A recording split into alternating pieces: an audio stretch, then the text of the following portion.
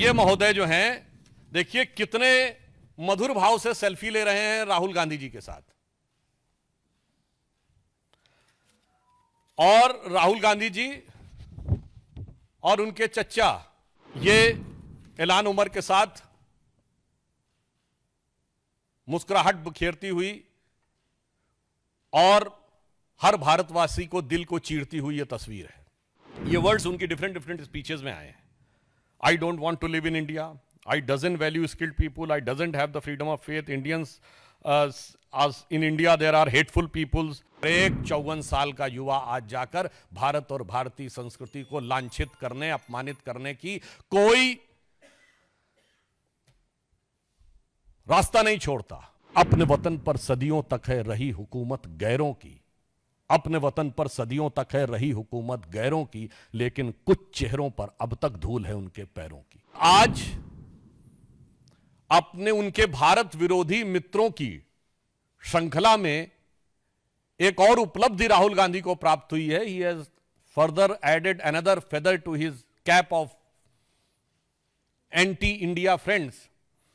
जब पन्नू ने उनकी तारीफ की है, यानी पाकिस्तान से लेके पन्नू तक के और एलान उमर तक उनकी तारीफों में जो पुल गढ़े जा रहे हैं, उसमें एक नया नाम और भी है। ये जनाब हैं मुशफिकुल फजल। ये वो पत्रकार हैं, आप सबको ध्यान हो, जिन्होंने व्हाइट हाउस की प्रेस कॉन्फ्रेंस में और यूएन स्पोक्स पर्सन से अरविंद केजरीवाल के बारे में, अरेस्ट के बारे में सवाल पूछा था। ये है वो महोदय। अब आइए साहब, और ये महोदय जो हैं, देखिए कितने मधुर भाव से सेल्फी ले रहे हैं राहुल गांधी जी के साथ। और राहुल गांधी जी और उनके चच्चा, जो बता चुके थे कि वेस्ट वाले अरब से आए हैं और नॉर्थ वाले यूरोप से आए हैं, ईस्ट वाले चाइना से आए हैं, दक्षिण भारत वाले अफ्रीका से आए हैं। ये चतुर्दिक प्रतिभा के धनी जो इनके सैम हैं, उनके साथ ये बैठे हुए हैं। अब ये एलान उमर के साथ मुस्कुराहट बिखेरती हुई और हर भारतवासी को दिल को चीरती हुई यह तस्वीर है। इस विजिट में उन्होंने कुछ ऐसे शब्दों का प्रयोग किया है जिस पे मैं पूरे देश का ध्यान आकर्षित करना चाहूंगा। ये वर्ड्स उनकी डिफरेंट डिफरेंट स्पीचेस में आए हैं। I don't want to live in India, I doesn't value skilled people, I doesn't have the freedom of faith, Indians in India there are hateful peoples, Indians doesn't allow the different languages, Indian identity is not acceptable, Indian society is casteist, Indians social media influencers are for UC only, और separatist और जो कश्मीर में terror के perpetrator थे, उनका समर्थन है। अब यहां पर मैं एक बात थोड़े दुख के साथ कहना चाहूंगा। मित्रों, आज 11 सितंबर है। 11 सितंबर का दिन दो चीजों के कारण विश्व और भारत के इतिहास में अविस्मरणीय है।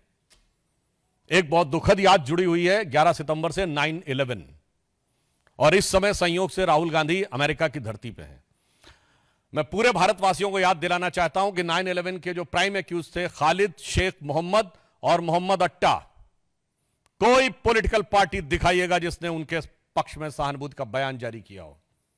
कोई टीवी चैनल दिखाइएगा जिसने 9/11 के बाद इन लोगों के पक्ष में सहानुभूति दिखाई हो।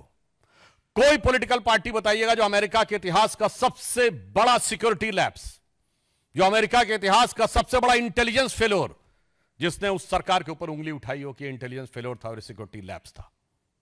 ना, बल्कि पूरे अमेरिका ने और उनकी सारी पॉलिटिकल पार्टी ने फर्म रिजॉल्व किया। जॉर्ज बुश जो रिपब्लिकन थे, उन्होंने कहा कि हम ओसामा बिन लादेन को मारेंगे, और बराक हुसैन ओबामा जो कि डेमोक्रेट थे, उस काम को अंजाम दिया। आज भारत में अगर उसके समकक्ष जो भारत की संसद पे हमला हुआ, जिसके लिए सर्वोच्च न्यायालय ने rare of the rarest crime शब्द का प्रयोग किया है अपने जजमेंट में। आप जाके चेक कर सकते हैं अफजल गुरु की हैंगिंग के बारे में। 7 साल उसकी हैंगिंग रुकी रही, और आज भी जम्मू कश्मीर चुनाव में कांग्रेस के मुख्य सहयोगी दल कहते हैं कि अफजल गुरु की हैंगिंग गलत थी। और ये राहुल गांधी अफजल की पहली बरसी पर, लोग शायद भूल गए होंगे वो जेएनयू में जो नारे लगे थे ना, भारत तेरे टुकड़े होंगे इंशाअल्लाह, और ये अफजल हम शर्मिंदा है तेरे कातिल जिंदा, वो था क्या? वो 2015 में अफजल की हैंगिंग की पहली बरसी थी, और जिसका ये लोग नैतिक समर्थन कर रहे थे। सोचिए ये 11 सितंबर हमें क्या याद दिलाता है? देश को लेकर एक ऐसी सोच। आप बताइए किसी भी अमेरिका के नेता ने बाहर जाकर कोई ऐसा विरोध किया हो? दूसरा, याद करते हुए दिल भर आता है, आज 11 सितंबर वो दिन है जिस दिन 11 सितंबर 1893 को स्वामी विवेकानंद ने शिकागो में पार्लियामेंट ऑफ रिलीजन में अपना ऐतिहासिक अविस्मरणीय वक्तव्य दिया था। दुख, 29 साल के उस युवा सन्यासी ने भारत की वो प्रतिष्ठा बढ़ाई थी कि शिकागो हेराल्ड ट्रिब्यून ने यह लिखा था कि इस युवा सन्यासी के पास लगता है ज्ञान का वो समुद्र है जिसकी एक बूंद भी हमारे सारे विद्वानों के पास मिला के नहीं है। और एक 54 साल का युवा आज जाकर भारत और भारतीय संस्कृति को लांछित करने, अपमानित करने की कोई रास्ता नहीं छोड़ता। मैं पूछना चाहता हूं, राहुल गांधी ने आज तक क्या कभी जाकर वहां शिकागो में गए हैं विवेकानंद के उस हॉल में? आज 11 सितंबर है, अगर इस प्रेस को सुनने के बाद भी वो विवेकानंद जी की उस चीज के स्मरण में एक वक्तव्य जारी कर दें, तो मैं इसको बहुत बड़ी उनकी उदारता मान लूंगा। क्योंकि यह बहुत साफ है, आपको भाजपा से नफरत हो सकती है, प्रधानमंत्री श्री नरेंद्र मोदी से आपके मन में ग्लानि, हिकारत, इंफीरियरिटी कॉम्प्लेक्स हो सकती है। भारतीय संस्कृति के प्रति अपशब्दों का आप प्रयोग क्यों करते हैं? चलिए, आपने भारतीय संस्कृति के बारे में, भारतीय समाज के बारे में कभी 4 अच्छे शब्द बोले हो, 4 अच्छे वाक्य? आप सारे लोग हैं, मैं आपसे पूछना चाहता हूं, बताइएगा। आप ऐलान उमर से मिलते हैं, मैं पूछना चाहता हूं, भारत के समर्थक कितने सांसदों से आप मिले? एक अमेरिकी सांसद, आप लोगों को शायद ना पता हो तो मैं बता देना चाहता हूं, बेंजामिन गिलमैन, उसको पद्म भूषण मिला था। भारत के डाई हार्ड सपोर्टर थे। He died in 2016। I was nobody, I met Benjamin Gilman in July 2000, August 2000, year 2000। पूछे मिले थे कब? भारत के पक्ष लेने वाले आज से 20-25 साल पहले से आपकी सरकारें थी। Gary Ackerman, Edward Royce, Frank Pallone, Joseph Crowley, कभी मिले हो इनसे? ऐलान उमर ही मिलते हैं। कभी तुलसी गेबार्ड से मिले? नहीं। इसलिए आज हम बहुत गंभीरता के साथ और बहुत दुख के साथ कहना चाहते हैं कि जो बात सैम पित्रोदा जी ने कही है, पहले तो मैं एक चीज कोट भी कर देना आप चाहता हूं, क्योंकि आज उन्होंने, सैम पित्रोदा जी ने कहा ना कि राहुल गांधी जी अब वो बहुत समझदार हो गए हैं और बहुत वो, चूंकि वो इस समय अमेरिका की धरती पे हैं, तो पूर्व अमेरिकी राष्ट्रपति बैरक ओबामा ने अपनी किताब द प्रॉमिस लैंड में 2010 में भारत आए थे और राहुल गांधी जी से मुलाकात के आधार पर राहुल गांधी जी के व्यक्तित्व पर एक टिप्पणी की थी, जो मैं कोट कर रहा हूं।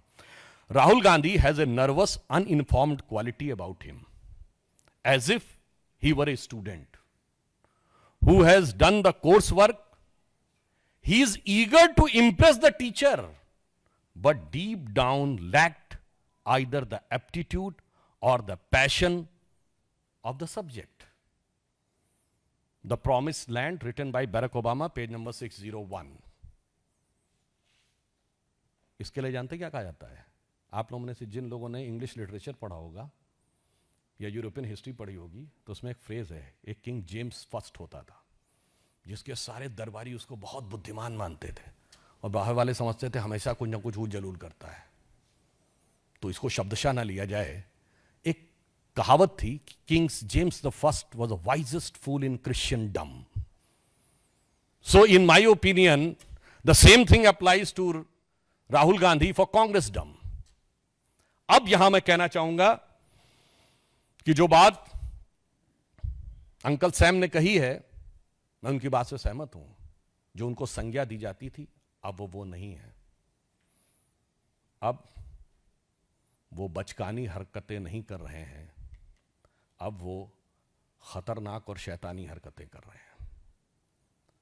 अब वो हर उस ताकत के साथ हैं जो भारत को कमजोर देखना चाहती है, भारत को झुका हुआ देखना चाहती है।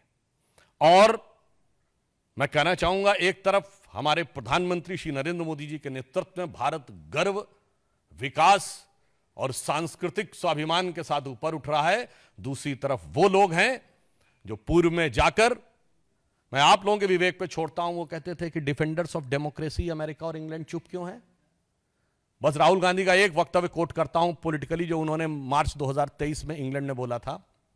जब उनसे पूछा गया था मुस्लिम लीग से आपका गठबंधन है, Muslim League is absolutely secular, I am having no problem about it, and BJP is communal. तो मुझे लगता है हर चीज का आदर्श विदेशों में ढूंढने वाले लोग